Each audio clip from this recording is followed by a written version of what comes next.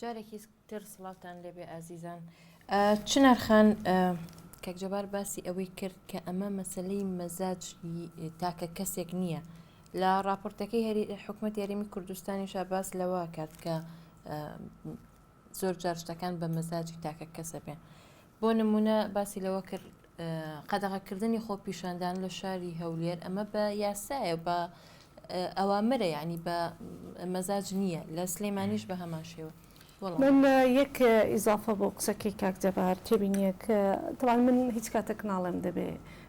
بە تایبەتی ئەو ئەحزابانەی کە دەسەڵاتدارن ببنە پاشکۆی کولتور و خۆیان بگونجێنن لەگەڵ واقعی کۆمەڵایەتی بەڵکو بێگومان دەبێ ئەمە پێشنگ بن لە گۆڕانکاریەکان و لەوەی کە پێویستە چاکسازی تێدا بکرێ دەبێ بیکەن بەڵام ئەمە پرۆسەیەکی دوور و درێژە ڕەنگە هەندێک شت گۆڕابێ بەڵام زۆر شتیشماوە بکرێ من لە 100% لەگەڵ ئەوەم وە دەبێ بەرنامەی سەرەکی پارتە سیاسیەکانی کوردستان بە تایبەتی پارتی و یەکێتی ئەوە بێ سەبارەت بەوەی ئەمە بە سیستماتیک دەکرێ من ناتوانم قەناعەت بینم کە ئەمە سیستماتیکە دوایش ناکرێ بەڕاستی بڕیاری نهایی بدەین لەوەی کە ئەسڵەن بەدەق بە یاسا یا خۆپیشاندان مەنع کراوە نەخێر ئەمە بەدەق و بە یاسا نییە دۆخێکی ناسروشتی لە کوردستان دۆخێکی ناسروشتی لە کوردستان هاتۆتەکایە ئەم دۆخە ناسروشتیە بۆتە سەبەبیەوەی کە زۆر حالەتی نەتائیجی خراپی لێ بکەوێتەوە کە تونند و تیژی بووە بەداخەوە کوشتنی پۆلیس بووە کوشتنی هاوڵاتی بووە بریندارکردن بووە ڕەنگە هۆکارەکە ئەوە بووە بۆ ڕێگەگرتن لە بەرفراوانبوونی ئەو حالەتە تونند و تیژیە بە شێوەیەکی کاتی چوارچێوەی ئەنجامدانی ئەو جۆرە خۆپیشاندانانە بەرتەسک بکرێ یا ڕێگەی پێنەدرێ بۆ ئەوەی کە ئەگەری ڕوودانی تونند و تیژیەکان کەم بکرێتەوە من پێم وایە نیەتەکە نیەتێکی ئیجابیە نیەتێکی سلبی نییە بەوەی کە بیانەوێ نظامێکی دیکتاتۆری لێرە زاڵ بکەن و لەمەولە هەرچی دەنگە دەنجی ناڕازایی سەرکوت بکرێت چونکە کەناڵەکان دەبینین تەلەڤیزیۆنەکان میدیاکان ڕۆژنامەکان هەرکەس و بەوەی کە دەیەوێ واقعا باسی لێوە دەکات راپۆرت بڵاو دەکاتەوە خەبەر بڵاو دەکاتەوە تەنانەت یەکێک لە کێشەکانی ئەو گروپانەی کە بۆ ئاشتی و بۆ دانوستاندن و ڕێککەوتنی لایەنی ئۆپۆزیسیۆن و دەسەڵات پێکاتەوە ئەوە بووە کە زۆر هەوڵ دەدرێ بە ئێوە شەڕی ڕاگەیاندن و ئەو هێرشێکە بۆ سەر یەکتری دەیکەن و قسە لەسەر هەموو جوزئیات دەکەن ئەمە هێور بکەنەوە بۆی لەگنزی بوونەوەکە ئاسانتر بێ و دانوستانەکان سەر بگرێ بۆیە من پێم وایە ئەمە سیستماتیک نییە ئەمە دۆخێکی ناسروشتی هێنایتەکە زۆر جار ئەوترێت پێشێلکردنیان سەروەرنەکردنی یاساش جۆرێکە لە پێشێلکاری مافی مرۆڤ پێت وایە لە هەرێمی کوردستان یاسا سەروەرە من جارشکە دەگەڕێمەوە نەخێر یاسا وەکو پێویست بەهێز نییە وەکو پێویست جێبەجێ ناکرێت لەو کۆمەلگایە من جارێکی تر هۆکارەکەی دەگەڕێنەوە بۆ بارودۆخە کۆمەڵایەتیەکە سروەخان تا ئێستا بمبورە ئەزانی چۆنە ئیدارەی شوێنێکەکات ئەگەر خۆی قەنەعەتی نەبێت کە کەلتورە کۆمەڵایەتی باواقعی بین من دەمەوێت بڵێم ئەوانەی کە لە ناو دام و دەستگاکانی حکوومەت کار دەکەن چێن ئایا خەڵکی بیانین یا خەڵکی ئەو کۆمەلگایان منم تۆی هەموو ئەمانەین کە پێویستە چەندە ملتەزمین لە جێبەجێکردنی پرۆگرامەکانە باس لەواکەن کە ئازادیەکانە پارێزن مافی مرۆڤ بێگومان ئەمانە گوتارن بەڵام سروەخان لە پراکتیزەکردندا کێشە هەیە ئیسیدامی جیاوازی فکر هەیە من پێت دەڵێم ئەمە پرۆسێکی دوور و درێژە من لەگەڵی نیم پاساو نییە بەڵام دەبێ هەوڵی بۆ بدەین سیستەمێکی وحەددا لە پاساو بۆ ئەوانەی کە لە حکوومەتی هەرێمیان لە دەسەڵاتدارانی هەرێمن کە ئاسایی ئەم کارانە ئاسایی نییە پرۆسەیەکی بەرەو دیموکراسی لە کوردستان لە ئارادایە بۆ ئەوەی کولتوری دموکراسی و کولتوری مەدەنی نمو بکە گەشە بکە ئەمە دەبێ ببێتە عەقلیەت و جۆری تێڕوانینی هەموو دەسەڵاتداران هەموو ئەو کەسانش کە لە ناو موسسەکان کار دەکەن ئەمە پێویستی بە کارکردنە لە ڕوانگەی پەروەردەییەوە ئەمە پێویستی بە کارکردن و تەوعیەی بەردەوامە NGOکان دەبێ ئەم کارە بکەن من پێم وایە ئەم پرۆسەی کامل نەبووە لە کۆمەلگای ئێمە بۆیە ئەو چێشانە راپۆرتەکەی هیومن ڕایتس وەزیرێک لە حکوومەتی هەرێمی کوردستان ڕۆژنامەنووسێکی تهدید کردووە بە کوشتن بەڵام ئایا ئەمە تێڕوانینی هەموو وەزیرەکانە من دەڵێم ئەمە سیستماتیک نییە ئەمانە زیاتر لەسەر ئەساسی کەسین من وا بیر دەکەمەوە پێم قەناعەتم وایە زۆر جار وایە لەبەرەوەی سیستەم و حکوومەتێکی کامل سیستم کە بە سیستم بەڕێوە بچی لە کۆمەڵگەی ئێمە تا ئێستا ئیدارەیەکی ئاوا وەکو پێویست گەشەی نەکردووە بۆیە زۆر جاروەیە مەزاجیەتی ئەشخاص زاڵ دەبێ بەسەر سیستەمی عام. من باسی واقعی کۆمەڵایەتیتان بۆ دەکەم جاوە قبول نیە ئەمە واقع بەڵام دەبێ ئەم واقع بگۆڕین و بەرنامەیەکی جدی هەبێت پێم وایە هەوڵەکانیش بەردەوام. کاک جەبار ئەم ڕاپۆرتانە تا چۆن کاریگەری لە ناوزەندی کورد دەبێت لە دەرەوە ئێستا حکوومەتی هەرێمی کوردستان لە دەرەوە خەڵک چۆن باسی دەکات ئەو حکوومەتی هەرێمەیە کە لە ساڵی نەوەتەکانە هاتبووە سەر حکم و دامەزراوە و ئەوەی دەسەڵاتی کردبووە دەست یاخود جیاوازی هەیە لە مامەڵەکردن لەلایەن کۆمەڵگای نێو نەتەوەی. من دەیبینم ئەم ساڵی 2011 وەرچەرخانە بەڵام درەنگی ژنیە بتوانین هەوڵ بدەین چاکیکەینەوە چونکە ئەم ڕێکخراوانە هەمویان چ ڕێکخراوی ئەمنستی چ ڕێکخراوی هومان ڕایت وۆچ چ پەیامنێرانی بێسنوور چ ئەو شاندانەی پەرلەماناتی جیهان کێن بۆ ئێرە یەکەم جارە ئەم ساڵ 2011 هەمووی پێکەوە یەکێک و دوان نییە هەموو ئەمانە بوون بنەمای ڕخنەی ئێمە لە ڕژێمە دیکتاتۆریەکان هەموو ئەمانەیە سەدیژی ئێمەش دەنووسن لەبەرەوە وەڵامی من بۆ جەنابدەوەیە بەڵێ ئەمە ڕووی ئێمە جوانتر ناکە بە پێچەوانەوە واکە کە ئێمە ئێستا جاران بۆ نمونە بە ئێمەیانەوت ئێوە هەوڵتانەیە بۆ دیموکراسی هەوڵتانەیە بۆ ئازادی هەوڵتانەیە بۆی پشگیریتاکە ئێوە هەمان تاکەکانی خۆتان ئێستا حکوومەتی خۆتان تاکەکانی خۆی وەکومەرەتێ بە هەمان شێوە مامەڵەیەکە کە ڕژێمە دیکتاتۆریەکانیان کرد ڕێ خۆپیشاندانیان پێ نادا کە خۆپیشاندانەکە 30,000 ئەسکەرە بنە ناو بازاڕەوە لەبەرەوە ئەمە مایەی سەربەرزی ئەمە نییە مای سەربەرزی هیچ کەسێک نییە مای سەربەرزی نە ئۆپۆزیسیۆنە نە حکوومەتان نە تاکی کوردە لە دەرەوە بە پێچەوانەوە ئێمە مای شەرمە بۆ هەموو لایەکمان کە ئێستا ئەم هەموو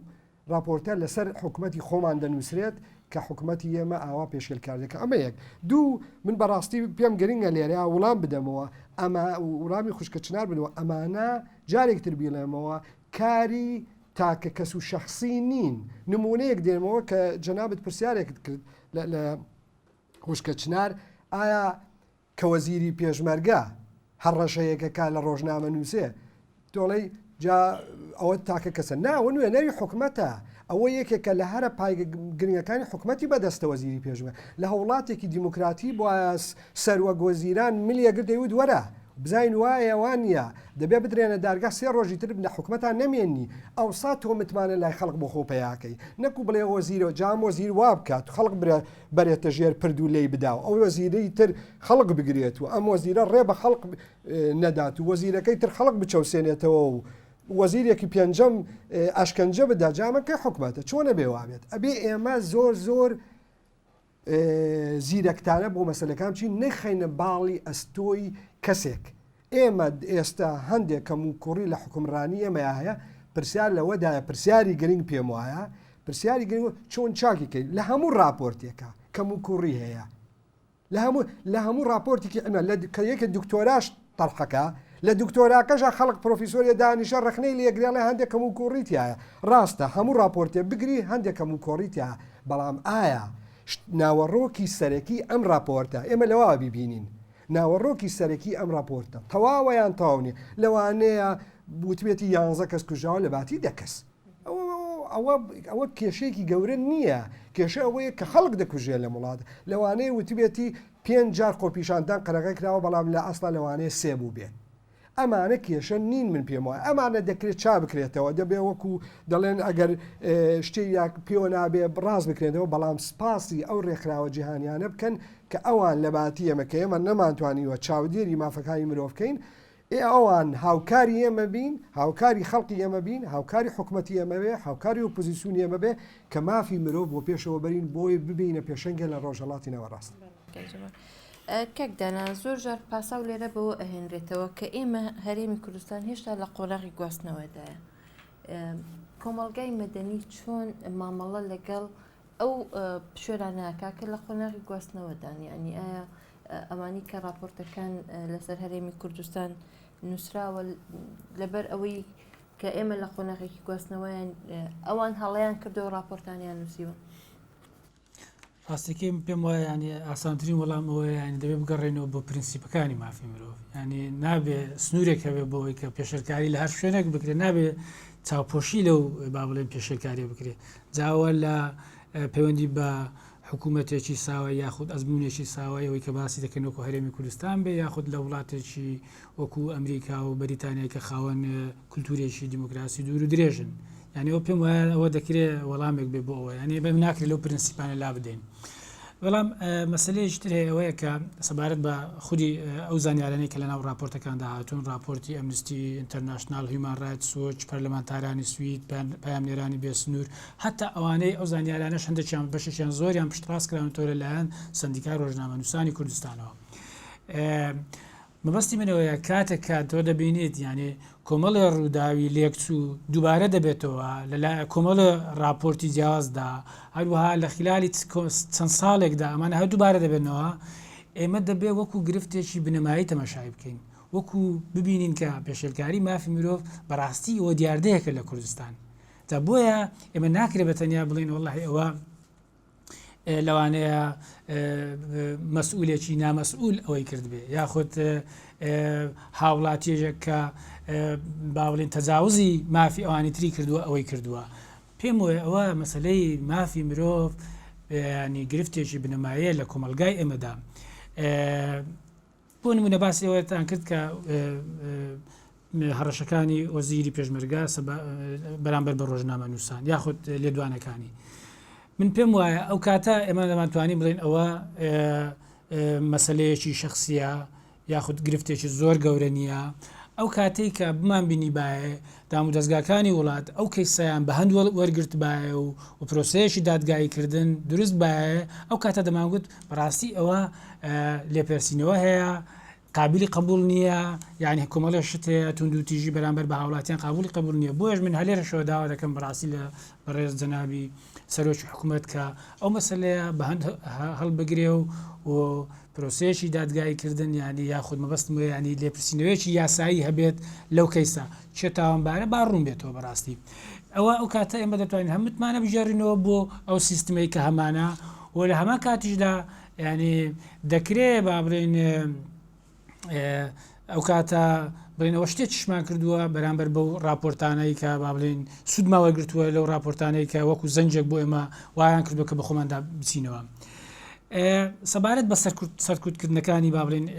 خۆپیشاندانەکان پێم وایە ئەوە بەڕاستی پێشێرکردنی بەندێکی زۆر گرنگە لە جارنامەی مافی مرۆڤ بە هەر بیانوێک بێ. ڕاستە دەسەڵات لەوانەیە بیانی ئەوە بێک دەڵێەوە پشێوی دروست دەبێت، نە ئارامی دروست دەبێت، لەوانەیە نازانم چی دروست بێ، بەڵام بەندێک لە جارنامی مافی مرۆڤ باسیەوە دەکات تۆ دەڵێ نابێ هیچ گردبوونەوەیەک هیچ خۆپیشاندانێک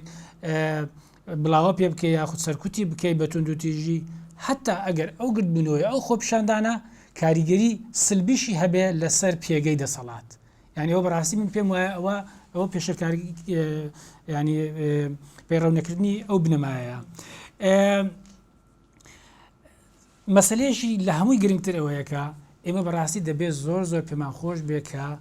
ڕێگای یاسایی بگرینە بەر ئەتا لەلایەن دەسەڵاتی شۆ بەرامبەر بە ڕۆژنامەنووسان وەکو ئەوەی کە با بڵێن گۆڤاری لڤین یاخود هەندێک گۆڤاری تر خراونێتە با بڵێن بەردەم دادگاوە لێ پێشنیارکرد. ئێمە دەبێت زۆر بۆ دڵخۆش بین بەڕاستی. بەڵام لێرەشدا گرفتی چێکی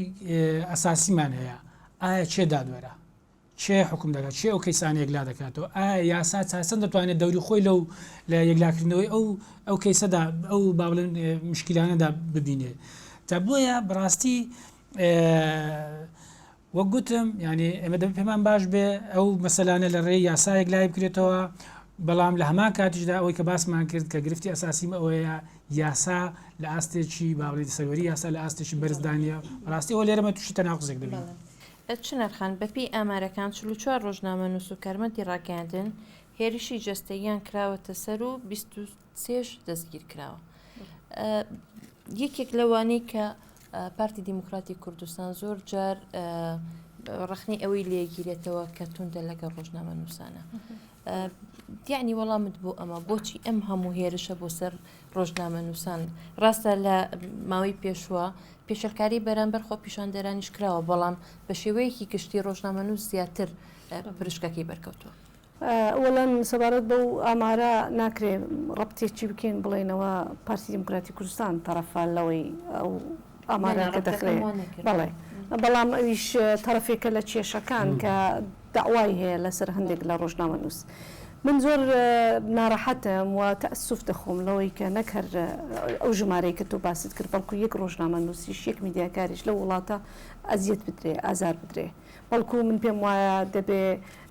دەسەڵات و هەموو لایەنەکانی تر هەمیشە پەنا بنە بە ڕێکاری یاسایی بۆ ئەوەی کە ئەگەر ڕۆژنامە نووسێک چوارچێوەی ئەخلاقی کاری ڕۆژنامەوانی خۆی پێشێل کردووە و ئیتیهامێک دەخاتە پاڵەوی تر لە ڕێگەی دادگاوە ئەو مەسەلەیە چارەسەر بکرێ کاملایەن ئەگەر دەرچوو کە تاوانبارە پێویستە باجەکەی خۆی بە پێی یاسا و بڕیاری دادگا بدات. بەڵام لە پاڵ ئەوەشدا من پێم وایە دەبێت خودی ڕۆژنامە نووس یا میدیاکاریش ئەوەی قبول بێت کە ئەگەر لە سنوورەکانی کاری ڕۆژنامەوانی بەزاند و ئەگەر لایەنێک بڕیاریدا ڕێکاری یاسایی بگرێتە بەرگلەیی نەکالەوەی کە ئەو مافەکانی ڕۆژنامە نووسی پێشێل دەکات چونکە من پێم وایە ئەمە هەڵەیە تەمان تونند و تیژی نواندن و ئەزیەتدانی ڕۆژنامە نووسیا گرتنی ئەمە بە هیچ شێوەی قابلی قبول نییە ومێت دەکەم کە ئەم دیاردەیە بنبڕ بکرێت ئەگەر چی ژمارەکە لە بەرەوەی ئەوەندە زۆر نییە ناکرێ بڵێن ئەمە دیاردەیە بەس ئەم حالەتە فەردیانە بنبڕ بکرێ و بەرنامە هەبێ بۆی جاریشکە دووبارە نەبێتەوە کەسی کە ئەم کارە دەکات دەبێت دادگایی بکرێ و بدرێتە دادگا لە بەرەوەی دەبێت ڕێز لە کاری ڕۆژنامەوانی ئازاد بگیرێ لە وڵاتە. بەڵام لە هەمان کاتیشدا خودی ڕۆژنامە نووسیش دەبێت پابند بێ بۆ یاسای ڕۆژنامە نووسی کە کاکدانا باسی کرد لە پەرلەمانی کوردستان دەرچووە و بە ئەخلاقی ڕۆژنامەوانی کە لە کاتی ممارەسەکردنی کارەکەیدا دەبێت ڕەچاوی بکات. بەواخەوە لەم ڕۆژانە ئەمە مناقەشەی لەسەر نیەت و دوتیژەکان ئێمە ڕەفزی دەکەینەوە بەڵام لەگەڵ ئەوەش دەبینیم بۆ نمونە پارتی دموکراتی کوردستان کە داوای تۆمار کردووە لەسەر هەندێک حالەتی ڕۆژنامەوانی ئەمەش خرایتە جێگای ڕخنەگرتن بۆچی پارتی دموکراتی کوردستان یان فلان یان فیساریان لایەنێکی دیاری کراو ئەمە دەکات لە بەرەوەی ئەمە پێشێلکاری مافی ڕۆژنامە من پێم وایە گرتنە بەدی ڕێکاری یاسایی هیچ کاتێک پێشێلکاری مافی ڕۆژنامە نووسی نییە لەبەرەوەی بۆ هەموو هاوڵاتیەک بۆ هەموو ئۆرگانێک بۆ هەموو حیزبێک لایەنێکی سیاسی هەیە پەنا ببێتە بەردادگا بۆی لەوەیدا کێشەکان یەکلا ببێتەوە تا چەند بێلایەنە لەوەی کە کێشەکە وەکو خۆی من پێم وایە ئەگەر ئێمە پرسیار بخینە سەر بێلایەنی یان لایەنداربوونی دادگا و قەزا لەم وڵاتەش ئەو کاتە ئەمە ماڵوێرانیە کە متمانەمان بە دەستگا قەزایەکانی خۆشمان نەبێ کورد دەڵێ ئەگەر خەڵک شێت بێ دەیبەنە ئۆمەرمەندان ئەگەر ئۆمەرمەندان شێت بووچی لێ بکەین جا بۆیە من پێم وایە دەبێ متمانەمان بە دادگا و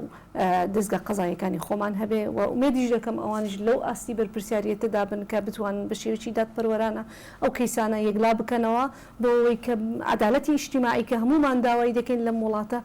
دەستەبەر ببێ و ئەم جۆرە توندوتی ژیانە ڕوونەدەنەوە. کاک جەبار بێدەنگی ئەمریکا زۆر جار ڕەخنە لەوە دەگیرێت کە ئەمریکا تا ئێستا لە عێراق بوونی هەیە و بەرپرسە لەوەی کە ئازادیەکان بپارێزێت لە عێراق بە شێوەیەکی گشتی لە راپۆرتەکەی هیومەن ڕایتس یعنی ئاماژەی بەوە دابوو. تۆ چۆن ئەم بێدەنگی ئەمریکا لەکێ دەیتەوە بۆچی ئەمریکا تا ئێستا لەسەر ئەم بابەتانە بێدەنگە؟ ئەمریکا بەرژەوەندیەکی تایبەتی هەیە ئەو بەرژەوەندی تایبەتە لە زۆر وڵاتیش هەیە تەنها لێرە نییە هەوڵی داوە ئەو بەرژەوەندە تایبەتانە بپارێزێ جاری وا هەیە زۆر جار لەسێ حسابی مافی مرۆڤیش پێشێلکردنی مافی مرۆڤیش هەر بۆیە دەبینین هەتاکو پێش هەفتەیەک چەند هەفتەیەک لە ڕوخانی ڕژێمی تونس لە ڕوخانی ڕژێمی میسرا پشگیری حکومەتیە کرد لێرە لە عێراقدا و لە کوردستاندا بەرژەوەندێکی تایبەتی هەیە لێرە ئەوە نزیکەی 19 ساڵە چەگاری هەیە لەشکرێکی گەورەی هەبووە بەرژەوەندیەکی تایبەتی هەیە وڵاتێکی دەوڵەمەند نەوتێکی زۆری هەیە وڵاتە ئەم هەرێمە نەوتێکی زۆری هەیە ئەم هەرێمە و هەرێمەکانی تری عێراق وەکو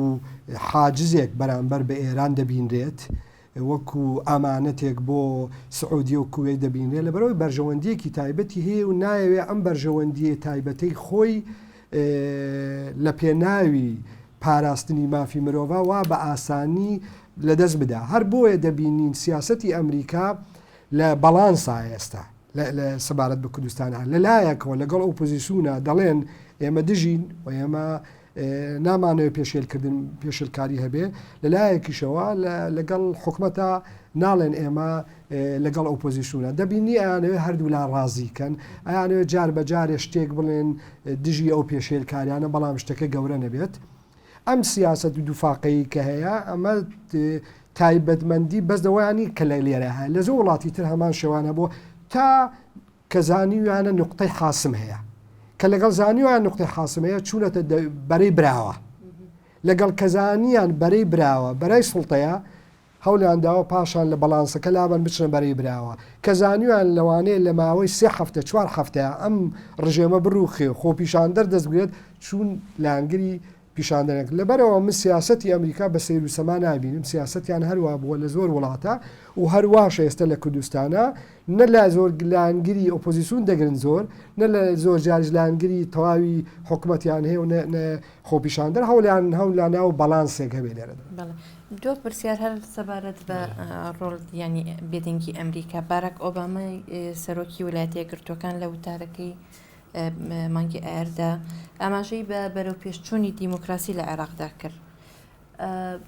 ینی پێت وایە ئەم بەرەو پێشچوونی دیموکراسیە مەبەستی چییە؟ ئایا هەرێمی کوردستانیش لە ئەم ناو عێراقدایە کە باسیەکە؟ من پێم وایە لەوانەیە مەبەستەوە بێکە بە بەراوردکردن لەگەڵەگە بگەڕێنەوە بۆ سەردەمی با بڵێن سەردەمی ڕژێمی بەعس و هەروەها سەرەتایی با بڵێن ڕوخانی ئەو ڕژێمە بێگومان پاشاگەردانێک هەبوو نائارامی هەبوو دام و دەستگاکان بە باشی ئیشیان نەدەکرد بەڵام بەرەبەرە دام و دەستگاکان خۆیان با بڵێن دروست کردەوە و دەستگای ئەمنی و دەستگای پۆلیس و با بڵێن دام و دەستگا خزمەتگوزاریەکان دووبارە دروست بوونەوە هەروەها ئەوەی کەمبوونەوەی مەسەلەی با بڵێن دیاردەی تیرۆریستی وانە من پێم وایە زیاتر لەوانەیە ئامانجی یاخود ڕاستی قسەکەی بەڕێز ئۆباما زیاتر بەو ئیتیزاهەیە کە جۆرێک لە سەقامگیری و لە بڕێن دروستبوونەوەی ئارامی لە عێراق و لە هەرێمی کوردستانیش دروست بووە. بێزگە لەوەش ئەوان ئاماژە بۆش دەکەن کە لە پرۆسەی با بڵێن هەڵبژاردندا کۆمەڵی هەڵبژاردندا پەرلەمان دروستکراوە حکوومەت دروست بووە. ئەوان مەبەستیان زیاتر دەتوانم بڵێم دروستبوونی کۆمەڵێ دام و دەستگای دیموکراتیە بەڵام باوەڕ ناکەم مەبەستیان دروستبوونی کولتورێکی دیموکراسی و یاخود پەیدابوونی با بڵێن سەروەری یاسا و مافی مرۆڤ بێت زیاتر مەبەستیان ئەوەیە کە خەریکە ئەو وڵاتە بەسەر دێتەوە سەرپێ و کۆمەڵێ دام و دەستگای با بڵێن ڕسمی و دەکرێت لە ڕێی پرۆسەیەکی با بڵێن هەڵبژاردنیشەوە دروست ببن. من لەبەرەوەی دوا پرسیارە دەمەوێت هەندێک تعلیقی خێرا لەسەر هەندێک شت بدەم. سەبارەت بە راپۆرتەکەی پەرلەمانتارانی سوید دەتوانم بڵێم یان شایەتیەوە بدەم کە هەموو لایەکیان بینیوە و شتەکانیشیان بە قسەی خۆیان نەخستۆتە ڕوو قسەی ئەوانەی کە خەڵکانی بکە بینیویانە تێبینەکانی خۆیان تێبینەکان با بڵێن لێکدانەوەکانیان زۆر نییە و بۆ ئەوەش کە دەتوانم بڵێم زیاتر دادپەروەرانەیە بەوەی کە داوای ئەوە دەکەن وەکو چارەسەریەک لە کۆتایی با بڵێن راپۆرتەکەیاندا داوای ئەوە دەکەن کە دیالۆژێکی حەقیقی دروست بێت لە نێوانی ئۆپۆزیسیۆن و دەسەڵاتدا ئەوانە وەکو مەسلەیەکی ئەوەی دەبینن ینی چارەسەرێک بۆ ئەو مەسلەیە بۆیە دەکرێت وا تەماشا بکەن کە هەموو لایەک تێدا بەشدارین بەڵام بە ئەوەی جیاواز بێگومان دام و دەستگاکانی حکوومەت لەو ئەوەیەدا زیاترەوە مەسلەیەشتر ئەوەیە کە دەبێت شایەتی بۆ بدەن کە پارتی چەپی سویدی و پارتی ژینگە سویدی بە شێوەیەکی دەتوانم بڵێن بەردەوام پشتیوانیان لە گەلی کورد کردووە ئەوە مەسلەیە کە ناتوانین نکۆڵی لێ بکەین دۆکومنت کراوە لە پەرلەمانی سویدی هەیە لە میدیای سویدی هەیە لە زۆر شوێن هەیە. مەسلەیەشتر ئەوەیە کە ئەوەی کە پەیوەندی بە ڕۆژنامە نووسانە دەتوانم بڵێم ڕاستە من ماوەیەک پێشتا وتارێکم نووسیلەوەی کە مێدیا دەتوانێت دەوری فریشتەش بینێ دەتوانێت دەوری شەیتانش بینێ ئەوەی ئێستا لە کوردستان ڕوودەدا بەڕاستی مێدیاکاران دەوری شەیتان دەبینن بۆ مانایە کە یارمە بەستمەوە نییە کە ئەوان حقت ناخەنە ڕوو زۆر جارێ حقت دەخەنە ڕوو بەڵام کولتورێکی ڕۆژنامەوانی دروست بووە وەکو پاشهاتێک لەوەی کە با بڵێن کولتوری حزبی وای کردبوو کە حزبەکەی بەرامبەرت بە دێوەزمە بکەی حزبەکەی بەرامبەرت یعنی بە شێوەیەکی دژمنکارانە تەماشای ئەوی تر بکەی جا بۆیە دەتوانم بڵێم ئەو کولتورە دژمنکاریە ئێستا لە میدیادا بەردەوامە بە شێوەیەکی گشتی ئەوە مەسەلێکە دێمە سەر مەسلەی ئەوەی کە ئێمە وەکو پەرلەمان یاخود لە حکوومەت لێرە چی بکەین باشە بۆی بتوانین سوود لەو با بڵێن هەموو ڕاستپاردە و ئەو هەموو زەنگە خەتەرێ وەربگرین. ئێستا یۆنامی لێرە پرۆگرامێکی هەیە بە ناوی UPR هەوڵ دەدات لەگەڵ ئێمە بە هاوکاری پەرلەمان و حکوومەت لە خلالی ساڵێکدا کۆمەڵێک ڕاستپاردان هەیە بۆ ئەوی بۆ چاکردنی وەزعی با بڵێن ڕەوشی مافی مرۆڤ لە کوردستاندا دوای ئەوەی کە لێکۆڵینەوەیان کردو و دیراسەیان کردو هەموو ڕاپۆرتەکانیان بینیوە بۆ ئەوەی بتوانێت کۆمیتەیەک دروست بکرێت لە نێوانی حکوومەت و ڕێکخراوەکانی کۆمەلگای مەدەنی و پەرلەمان و هەروەها هەندێک لایانی تریش بتوانێت ئالێتێک بدرۆزرێتەوە بۆ ئەوەی ئەو خەلەلانەی کە هەیە ئێمە یەک بە یەک بتوانین ئیشیان لەسەر بکەین حکوومەت ملزم بکەین دام و دەستگا با بڵێن پەیوەندیدارەکان ملزم بکەین کە ئیشی لەسەر بکەن ئەو کۆمیتەیە سەرپەرشتی با و چاودێری با بڵێن ئەو خاڵانە دەکات بۆی جێبەجێکردنی ئەو ڕاستپاردانە دوو پرسیاری دوو پرسیاری خێرا بەس چنارخان ئێوە هەستان بەو زەرەر کردووە کە بە سوبعی هەرێمی کوردستان کەوتووە لە بەکارهێنانی توندتیژ و پێشەرکاری مافی مرۆڤ بە کورتی زۆر بەداخەوە دیارە ئەو راپۆرتانە ئەولانە نیشان دەدەن و ئەوەی کە تۆ دەڵێ بێگومان ڕوخساری وەکو کورد ڕوخساری هەرێمی کوردستان و خەڵکی کوردستان و خەریکە ئەگەر بەو ئاراستەیە بڕوا و راپۆرتەکان بەردەوام ئاوا قسە لەسەر میلەتی کورد بکەن من پێم وایە ڕوخسارە ناشرین دەکات بەداخەوە ئەگەر تا دوێنێ میلەتی کورد وەکو میلەتێکی مەزلوم ناسرا بۆ ئەمڕۆکەوا نیشان دەدرێت کە ئێمە میلەتێکی دڕندەین بۆ ئومێد دەکەم کە هەم لایانی ئۆپۆزیسیۆن هەم لایانی دەسەڵات و هەم کەسەکانی ناو کۆمەلگایە بەحسکردن بە بەرپرسیارەتیەوە بەرامبەر بە جوانی و ڕوخساری ئەو میلەتە پاراستنی ئەو مەسەلەیە ڕەچاو بکەن و هەوڵ بدەن ئەو دیمەنە ناشرین نەکەین خۆشمان ئەو دیاردانە چارەسەر بکەین کە بۆ ئەوەی ناشرین نەبێ لەسەر کاک جەبار ڕابۆچوونی حکوومەتی هەرێم سەبارەت یانی ئەو ڕابۆچوونە سەلبیە سەبارەت بەم راپۆرتانە کاریگەریە بێت لەسەر راپۆرتە داهاتوەکانی ئەو ڕێکخراوانە من پێم وایە کاریگەری باشی نابێت من پێم وایە بە پێچەوانەیە گەر ڕەدانەوەی حکوومەت بەو شێوەیە بێ کە ئەمان وابگەێنن کە خەڵک تەخوینکەن و خەڵک ئەوسا ئەوان زیاتر بە دوام مەسەلەکان ناچن هیچ سوودێکی نییە پێچەوانەوە زەرمەندی زۆرترە دواتەش بۆ کاکداناگەر بەڵێ ڕاستێکی ئێمە پێشتر باسمان کرد دوو شێوازی مامەڵەکردن هەیە یەکێکیان ئەوەیە کە مامەڵەیەکی ڕسمیە کە حکوومەتەکان دەکەن وەکو ئەمریکا و بەریتانیا ئەوانی تر لێرە ئەو مامەڵەکەی تر مامەڵەیەکی ناڕسمی کە ڕێکخراوە ناحکوومیەکان دەکەن ئەوانی وەکو هیومان ڕایتس و ئەوانی تر پێم وایە ئەگەر ئێمە ئیش لەسەر با بڵێن خودی ئەو ڕاستپاردانە بکەین ئەو زەنگە خەتەرانە بکەین کە با بڵێن کە باز لە پێشکاری مافی مرۆڤ دەکات لە کوردستاندا بە چاکردنیان من پێم وایە ئێمە دەتوانین پشتیوانی هەردوو لا بۆ خۆمان ڕابچێشین بۆی کە ئەگەر با بڵێن ئەو مەسەلەک ئەو گرفتە بنەمایانەمان پێشکاریەکانمان چارەسەر کرد لێرە بێگومان ئەمن و استقرار بەردەوام دەبی دام دەستگاکانمان باشتر دەکەن ئیش دەکەن و لە هەمان کاتیشدا ڕێکخراوە ناحکومیەکان هیومان ڕایتسەوانە پێویست ناکات بەڕاستی ئەوان ئەو کاتە دەستخۆشیمان لێ دەکات بۆیە من پێم وایە بە ئیشکردن لەسەر ئەو کەم و کوڕیانەمان ئێمە دەتوانین پشتیوانی هەم مامەڵەی ڕسمی هەم مامەڵەی ناڕسمی بەدەست بێنین